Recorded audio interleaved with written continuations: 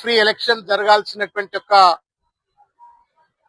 రాష్ట్రంలో ఇవాళ ఒక రౌడీ రాజ్యం ఇవాళ రేవంత్ రెడ్డి గారి యొక్క నేతృత్వంలో కొనసాగుతా ఉంది.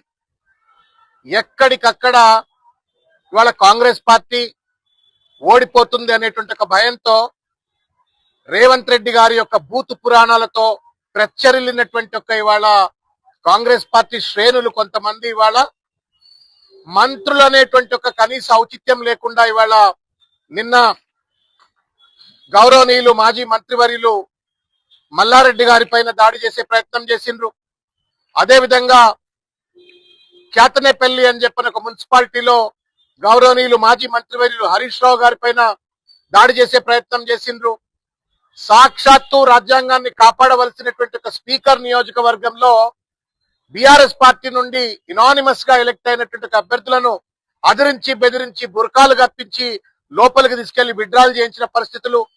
కొడంగల్లో కూడా అదే రకమైనటువంటి ఒక రీతిలో ఒక రౌడీజానికి పాల్పడి బీఆర్ఎస్ కార్యకర్తల పైన నాయకుల పైన ప్రచారాలు చేసుకోనియకుండా ఫేర్ అండ్ ఫ్రీ ఎలక్షన్ జరగకుండా ఇవాళ ఒక విధ్వంసకర వాతావరణాన్ని పోలీసులను తొత్తులుగా మార్చుకొని ప్రభుత్వం అనుసరిస్తున్న తరుణంలో ఇవాళ పెద్దలు మాజీ మంత్రివర్యులు మల్లారెడ్డి గారి యొక్క నాయకత్వంలో అదేవిధంగా రంగారెడ్డి జిల్లా అధ్యక్షులు షమీపూరు రాజు గారు తర్వాత కుత్బుల్లాపూర్ నియోజకవర్గ శాసనసభ్యులు కేపీ వివేకానంద్ గారి యొక్క నేతృత్వంలో ఈరోజు రాష్ట్ర ఎన్నికల సంఘం కమిషనర్ గారిని కలిసి ఈరోజు ఒక విజ్ఞాపన ఇవ్వడం అయింది.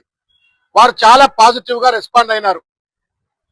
మేడ్చల్ జిల్లా అధ్యక్షులు వజ్రేష్ యాదవ్ గారు స్వయంగా మల్లారెడ్డి గారి పైన ఇంట్లో ఉండగా ఆయన పైన దాడి చేసే ప్రయత్నం చేస్తే అడ్డుకునే ఎందుకు వచ్చినటువంటి ఒక కార్యకర్తల పైన రాళ్లతో కొట్టి తలకాయలు మలగొడుతుంటే పోలీసులు అక్కడ ఉన్నటువంటి ఒక ఏసీపీ తర్వాత సర్కిల్ ఇన్స్పెక్టర్ చోద్యం చూస్తూ ఆ గ్రౌడీజం చేస్తున్నటువంటి వాళ్లకు వత్తాసు పలికినట్టుగా వ్యవహరించారు అని చెప్పని వీడియోలలో మొత్తం ఫోటోగ్రాఫ్స్ అన్ని కూడా వారి దృష్టికి తీసుకెళ్లాము.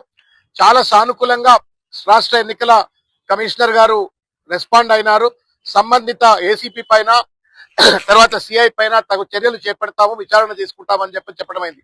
మేము ఒకటే చెప్తా ఉన్నాం, ఇవాళ ఈ రాష్ట్రంలో ఈ ప్రభుత్వం ఇచ్చినటువంటి ఒక వాగ్దానాలను అమలు చేయలేక రౌడీజాన్ని గుండాయిజాన్ని అడ్డం పెట్టుకుని ఎన్నికల్లో మసిబూసి మారడికాయలు చేసి వాళ్ళ దొడ్డిదారిన గెలవాలనే కుట్రపూరిత ప్రయత్నం చేస్తా ఉన్నారు.